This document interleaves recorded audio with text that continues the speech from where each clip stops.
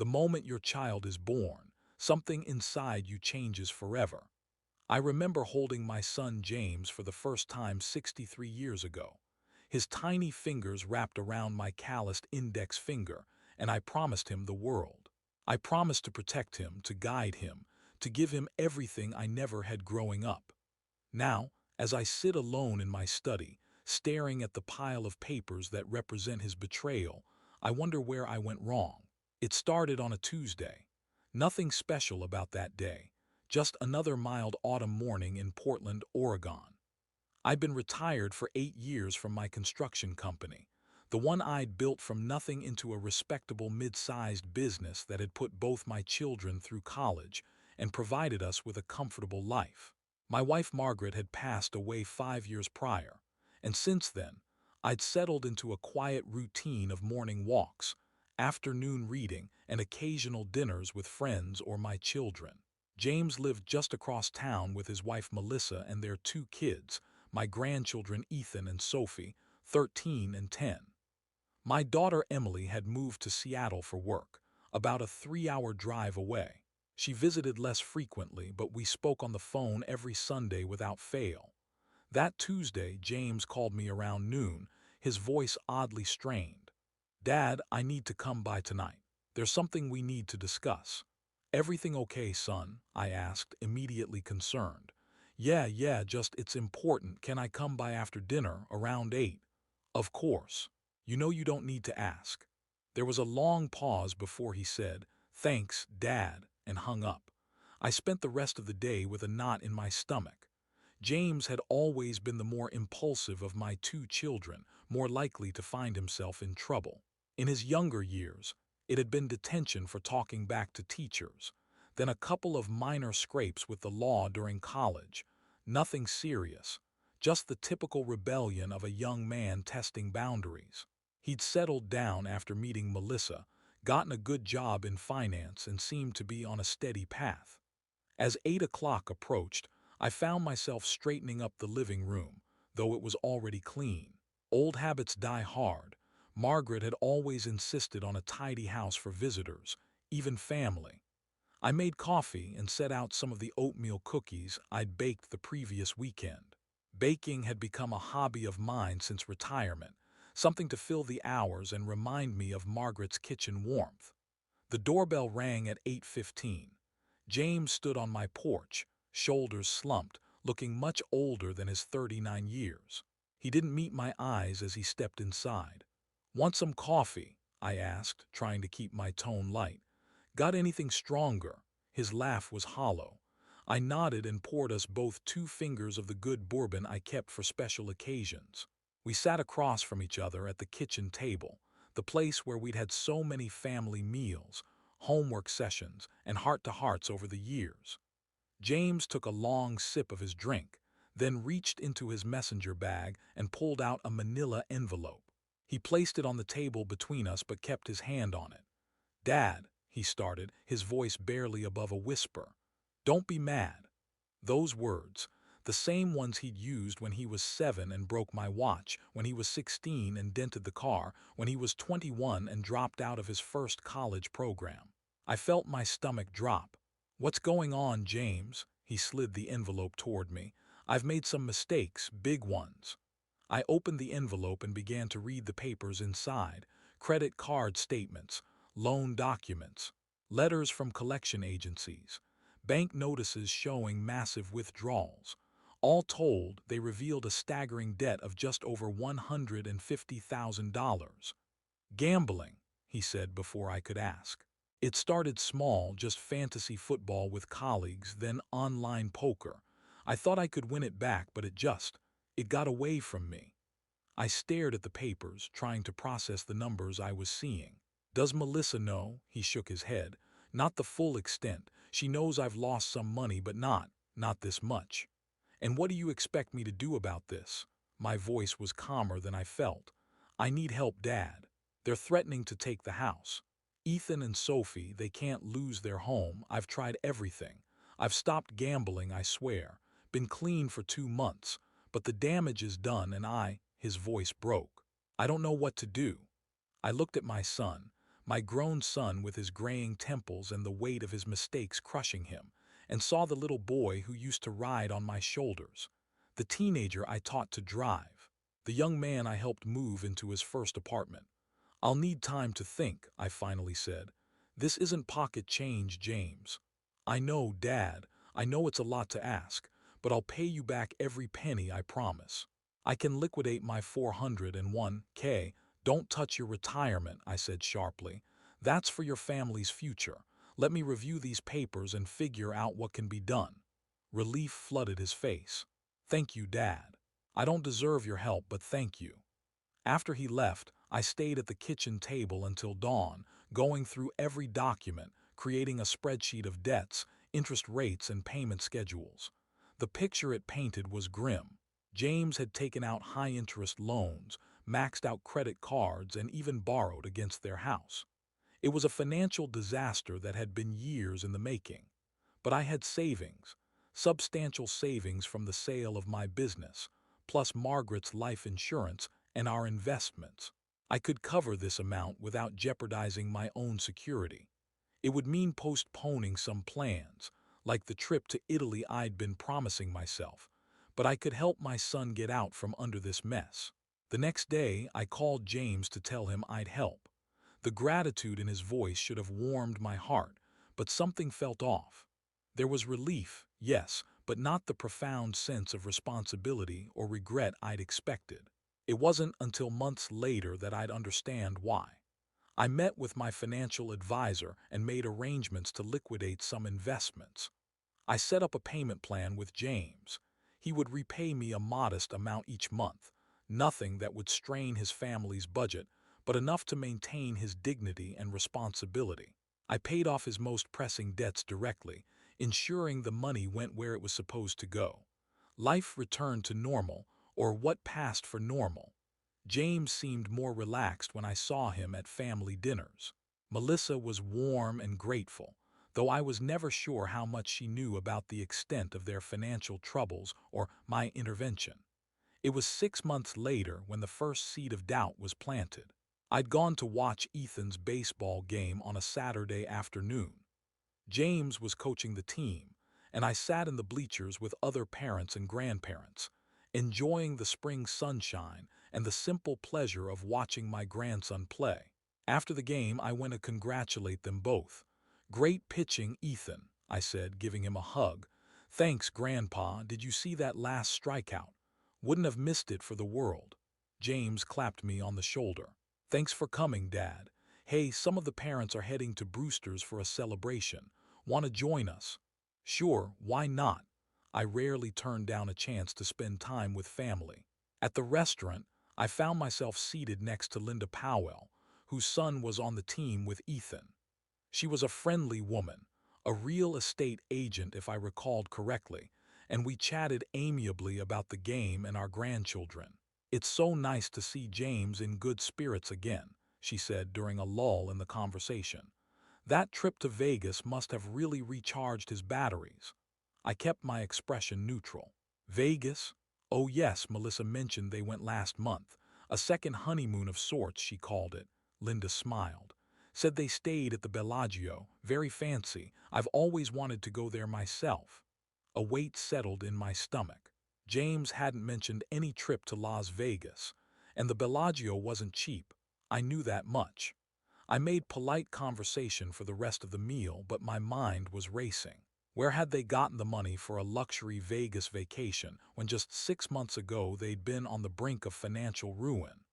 I didn't confront James immediately. Instead, I started paying closer attention. I noticed new clothes, Melissa wearing jewelry I hadn't seen before. Their kitchen had been remodeled when I visited for dinner one evening. Nothing extravagant, but still an expense that seemed unnecessary for a family supposedly recovering from massive debt. "The kitchen looks great," I commented casually. "When did you have this done?" "Oh, just last month," Melissa said cheerfully. "We found a contractor offering a great deal, and James felt I deserved an upgrade after putting up with the old cabinets for so long." James avoided my eyes, suddenly very interested in his mashed potatoes. On another occasion, I spotted a new golf bag in his garage, Callaway, top of the line. James had always been an avid golfer, but this wasn't the kind of purchase someone on a strict repayment plan should be making. The final straw came when Emily called me one Sunday evening instead of our usual morning check-in. "Dad, I need to ask you something, and I want you to be honest with me," she said without preamble.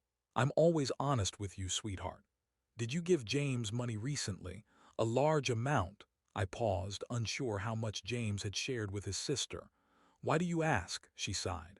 "Because he just offered to loan me $20,000 for a down payment on a condo. When I asked where he got that kind of money, he was evasive. It didn't sit right with me."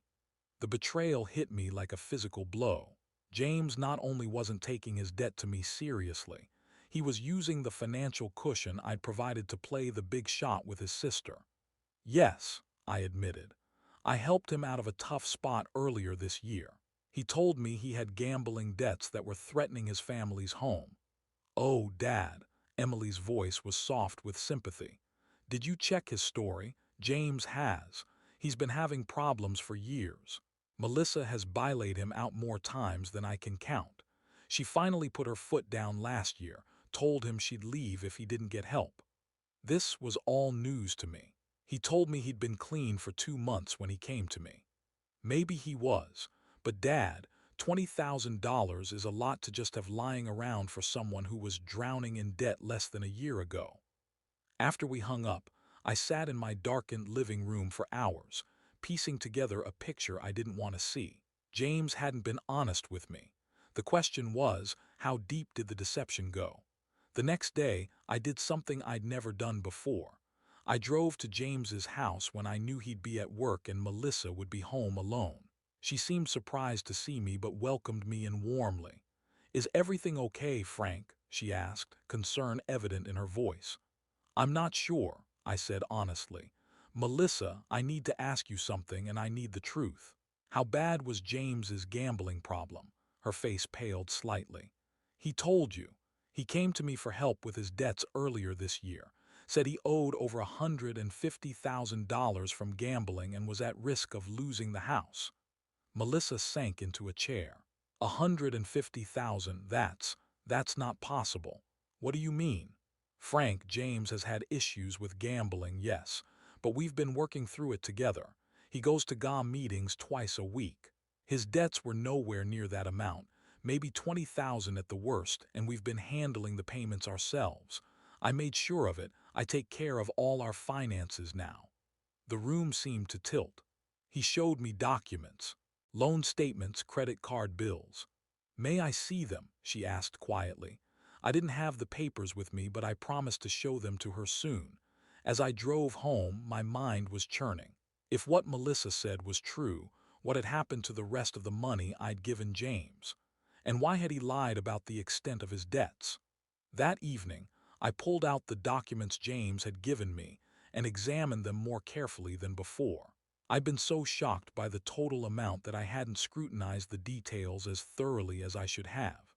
Now I noticed discrepancies, dates that didn't align, account numbers that were partially obscured, letterheads that seemed slightly off.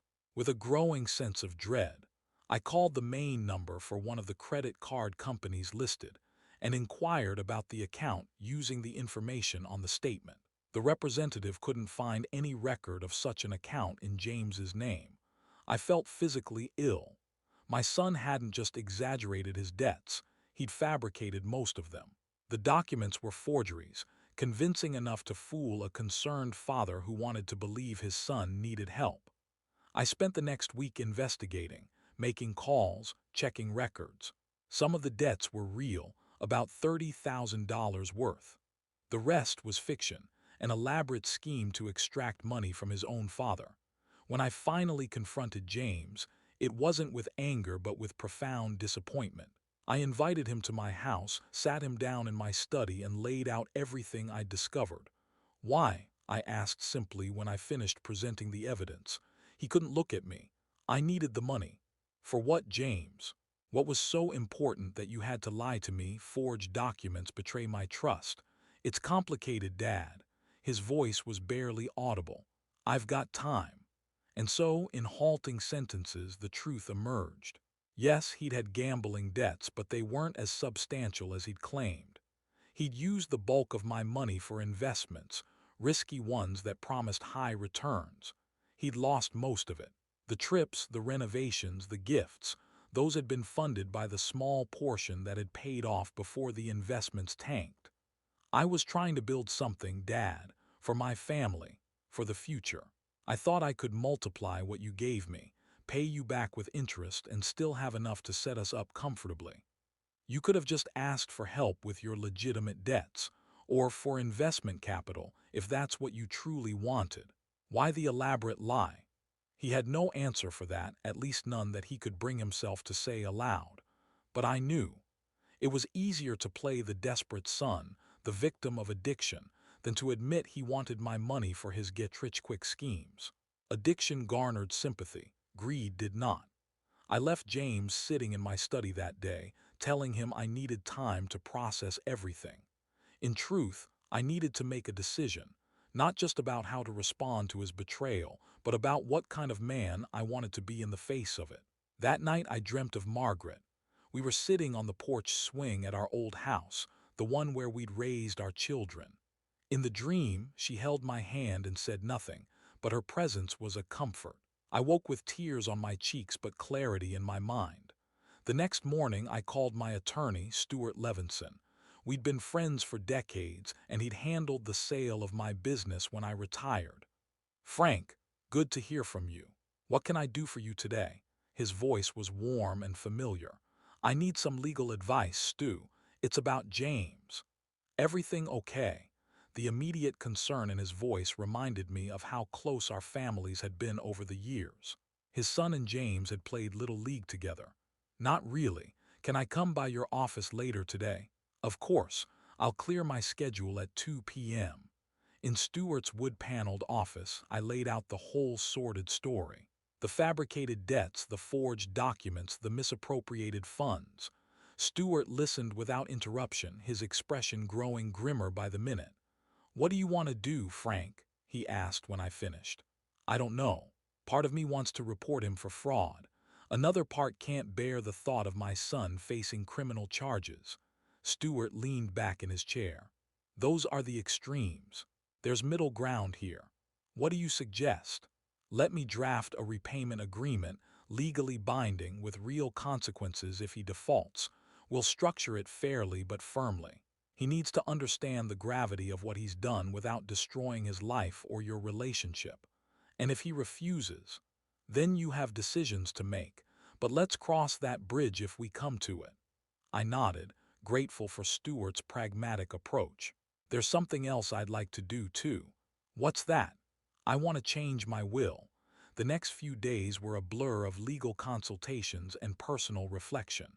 I'd always planned to leave my estate equally to James and Emily, with provisions for my grandchildren's education. Now, I made changes.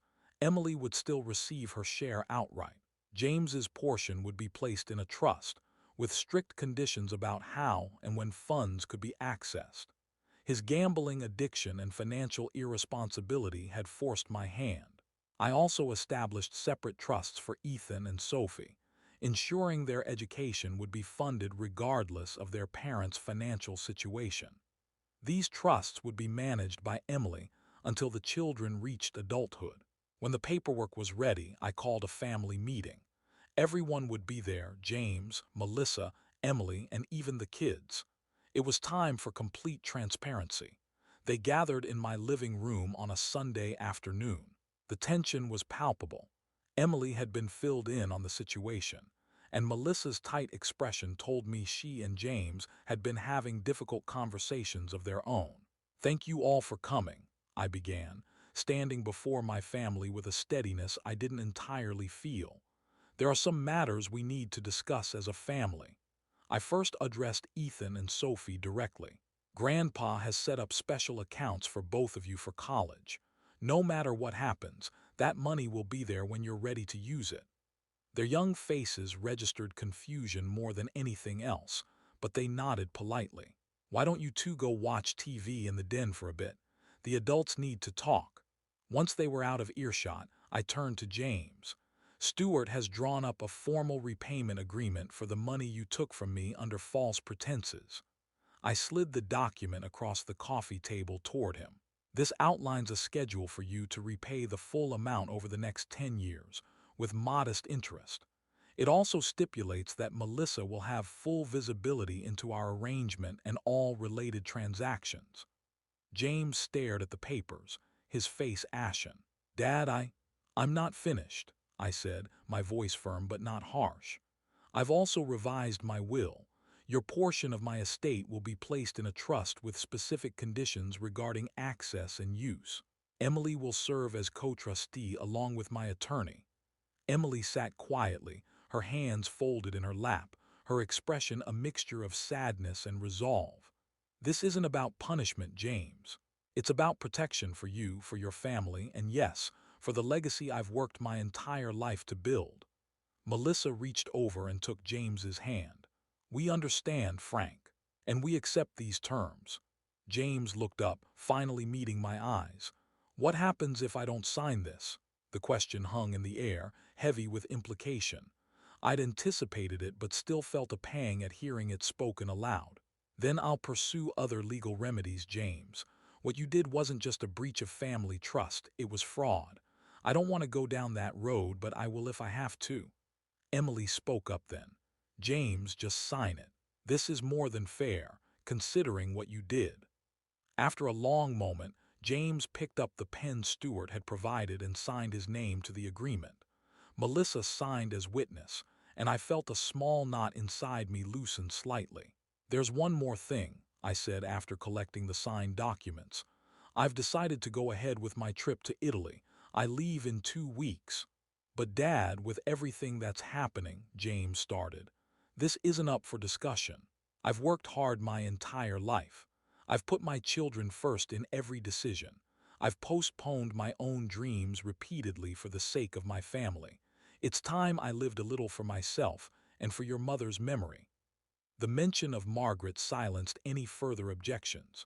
She had always wanted to see Italy, had clipped articles about Tuscan vineyards and Venetian canals, tucking them into a travel folder that I'd kept after her passing. The 3 weeks I spent in Italy were transformative. I wandered the streets of Rome, feeling Margaret's presence beside me as I marveled at the Colosseum and tossed a coin into the Trevi Fountain. I sat in piazzas in Florence, sipping espresso and watching the world go by. I drove along the winding roads of the Amalfi Coast, the beauty of the sea and cliffs bringing tears to my eyes. For the first time in decades, I was living solely for myself. No responsibilities, no one depending on me, no business to run or family crisis to manage. Just a man in his 70s, experiencing the world with fresh eyes. I sent postcards to Emily and to Ethan and Sophie, not to James. That wound was still too raw, but I texted him occasionally to let him know I was safe and well. When I returned home, tanned and rejuvenated, I found my house had been cleaned top to bottom. Fresh flowers sat on the kitchen table, and the refrigerator was stocked with essentials. A note from Emily explained she'd wanted to make sure I came home to a welcoming space.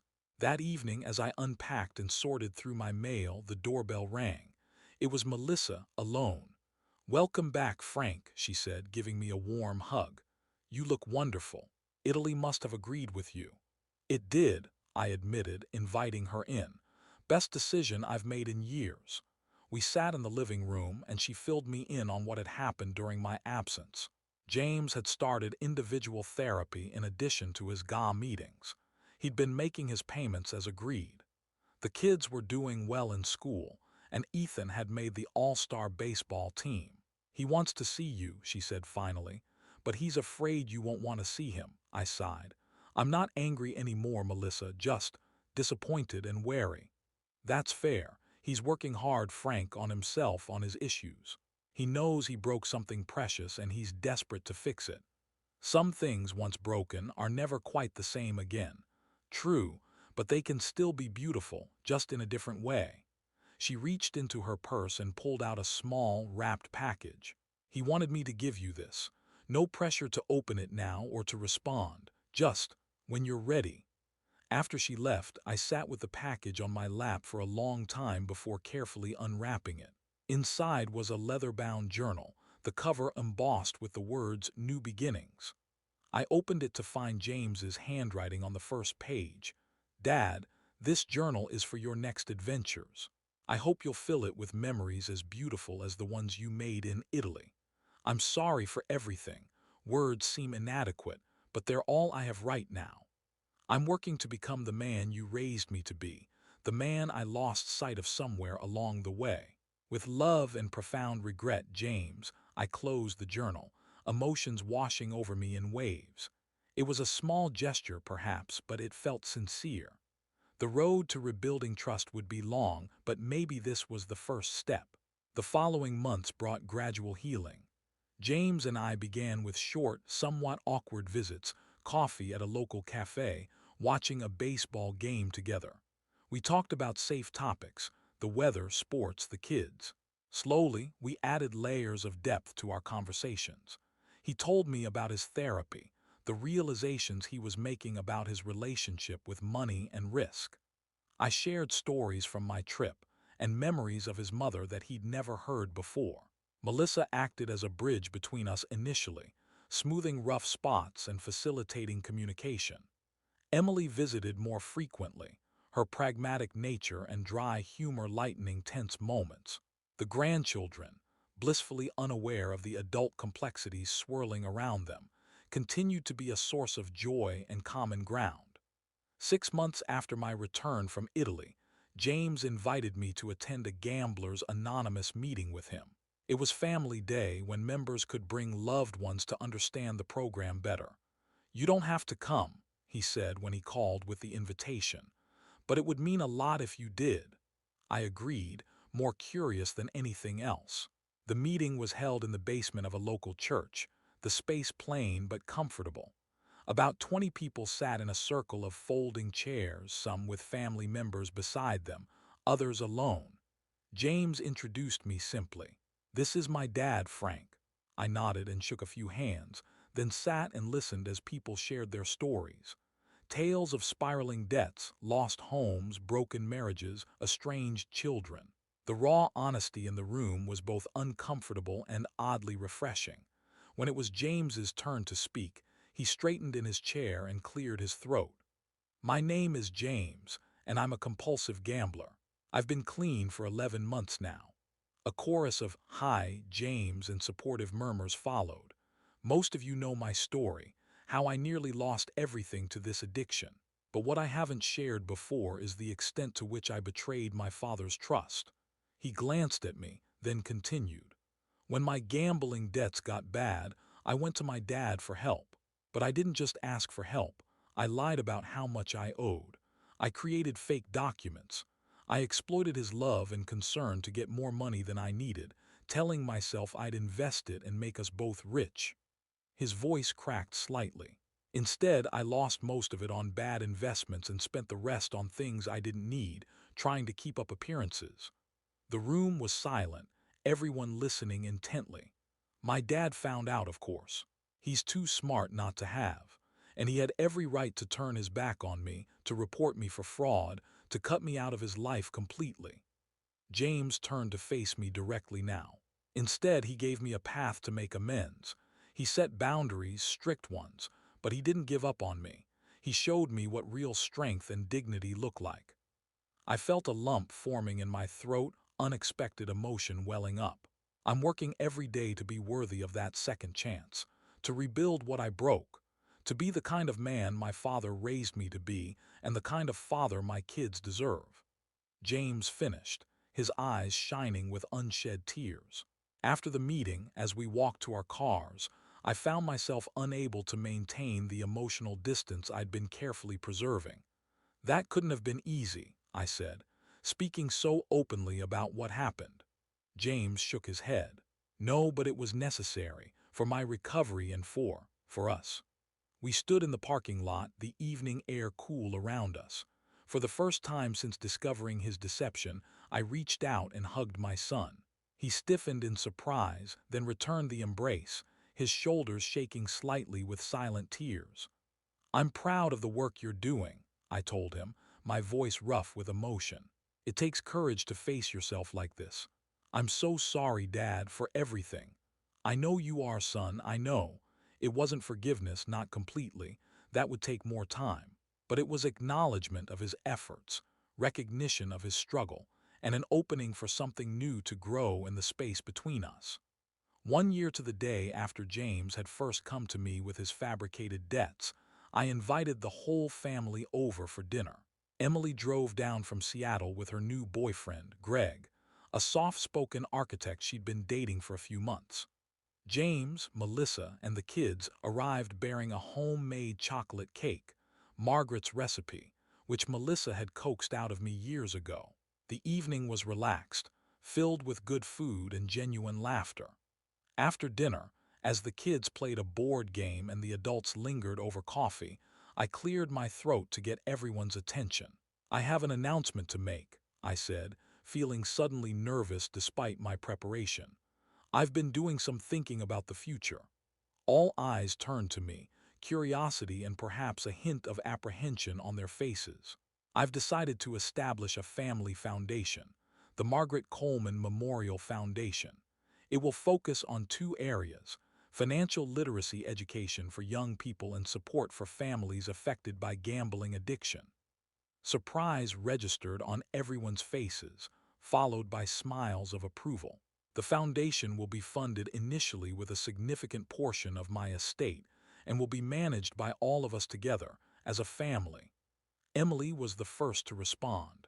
"Dad, that's a wonderful idea. Mom would be so proud." "It's perfect," Melissa added, squeezing James's hand. James was quiet, his expression thoughtful. "All of us. You want me involved too?" "Yes," I said firmly. "You bring a valuable perspective, James.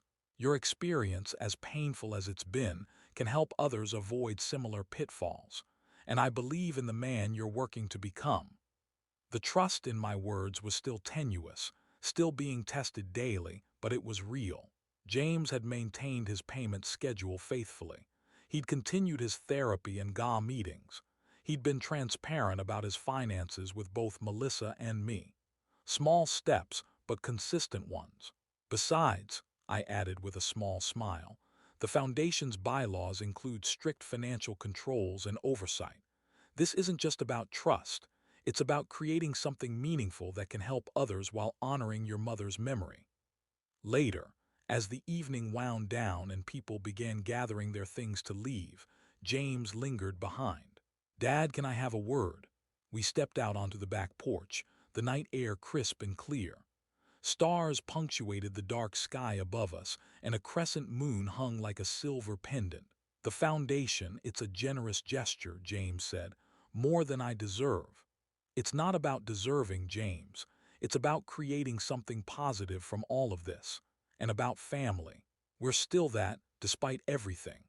He nodded, looking out at the shadowy outlines of the garden Margaret had once tended so lovingly.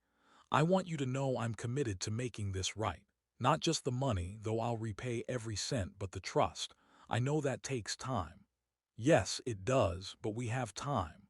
I placed a hand on his shoulder.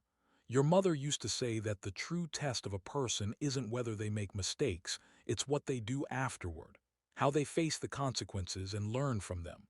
She was a wise woman. That she was." I smiled at the memory of Margaret, her practical wisdom and unfailing compassion. She would have been hurt by what happened, but she would have found a way forward. She always did. "Do you think she would have forgiven me?" The question was asked softly, vulnerability evident in every syllable. "Without a doubt," I answered truthfully. Margaret's capacity for forgiveness was one of her greatest strengths, but she also believed in accountability. James nodded, accepting this assessment. "I think about her a lot these days. Wonder what she'd say if she were here. She'd probably quote that poem she loved, the one about the two roads diverging in a wood. And taking the one less traveled by," James finished, a small smile playing at his lips. "She read that to us a lot, didn't she? She believed in the power of choices, in the idea that it's never too late to choose a better path." We stood in companionable silence for a moment, both lost in memories of the woman who had been the heart of our family. "I should get going," James said finally. "Melissa and the kids are waiting, but Dad, thank you for everything, for not giving up on me."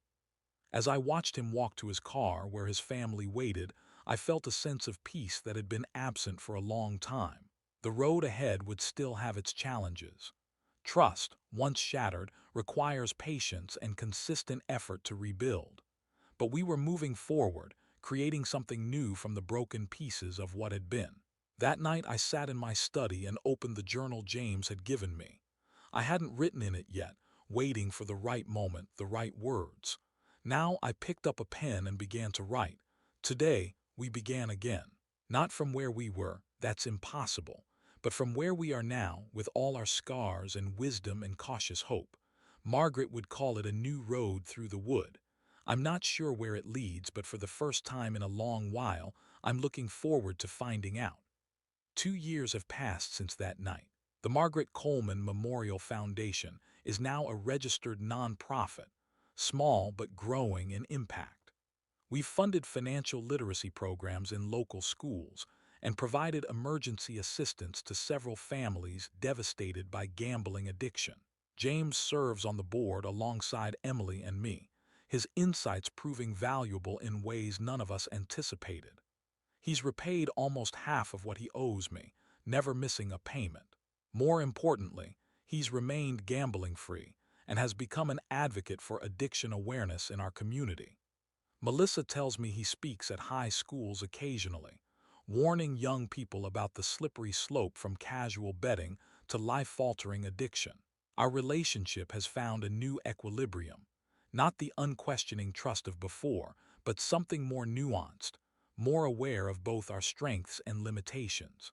We're cautious with each other in some ways, more deliberate in our interactions, but there's also a depth that wasn't there before. Crisis, painful as it is, can create clarity. Emily and Greg married last summer in a small ceremony in her backyard in Seattle. At the reception, James gave a toast that brought tears to many eyes, speaking eloquently about family resilience and second chances. I saw guests nodding, assuming he was referring to Emily's first marriage, which had ended in divorce years earlier. Only our immediate family knew he was really talking about his own journey. As for me, I've embraced this chapter of my life with unexpected enthusiasm. I've taken 2 more international trips, to Japan last fall and to New Zealand this past spring. I've filled James's journal with observations, reflections, and the occasional sketch of something that caught my eye. Margaret would be surprised by this artistic impulse. It's something new that has emerged in my 70s, this desire to capture the world in images as well as words. I've also found myself mentoring young entrepreneurs through a program at the local community college. It's gratifying to share what I've learned over decades in business, to see the spark of understanding in their eyes when I explain a concept or help them solve a problem. One young woman reminds me of myself at that age, determined, practical, with big dreams and limited resources.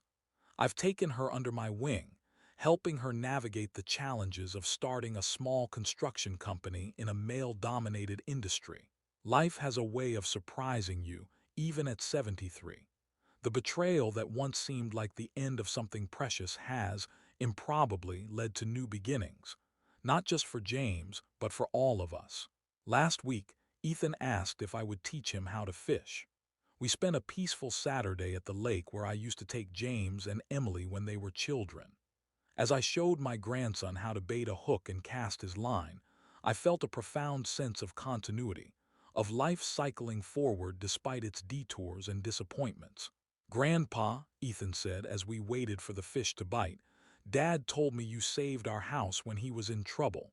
I glanced at him, surprised by this revelation. "Did he tell you what kind of trouble?" Ethan nodded solemnly.